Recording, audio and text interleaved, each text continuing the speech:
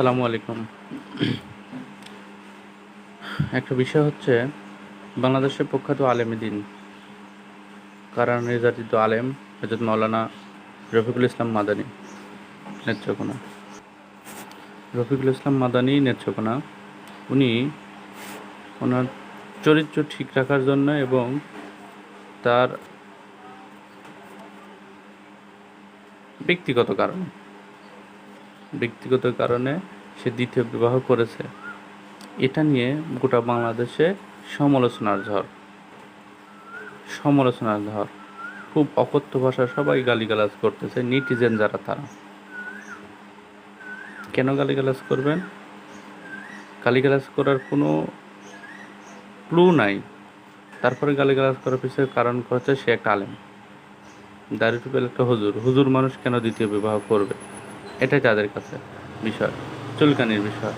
আসলে ভাই, দ্বিতীয় বিবাহ করছে, খারাপ তো কিছু করেনি। বাংলাদেশ চলচ্চিত্রে যারা আছে এটা তো বিভিন্ন সময় বিভিন্ন মিডিয়ার মাধ্যমে আমরা জানতে পারি কোথায় গেলে কি হচ্ছে, কিভাবে কি করতেছে চলচ্চিত্র জগতে যারা আছে। আর বিশেষ করে যারা সমালোচনা করতেছেন তাদের বলি, পরিমাণই 5-7টা বিবাহ করলো, আপনার মুখ বন্ধ ছিল কেন? আপনার নেটিজেনের তখন কিছু বলেন না কেন?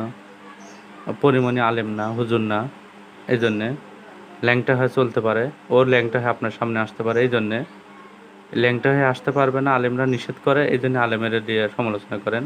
শাকিব খান 3-4টা বিবাহ করলো, 3-4 বছর পর পর হচ্ছে খোঁজ বের হলো, সন্তান হওয়ারও পরে গেছেন খোঁজ বের হলো শাকিব খানের বউ এটা, তখন তো আপনার সমালোচনা করেন না।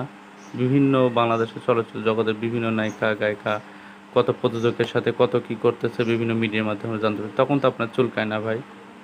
তাহলে রফিকুল ইসলাম মাদানির বেলা বা দাড়ি টুপি একটা আলেমের বেলা চুলকায় কেন? দাড়ি টুপি আলেমের বেলা চুলকায় কেন? ফাত্রামো করেন। হ্যাঁ, সব কিছু নিয়ে সমালোচনা বাদ দেন।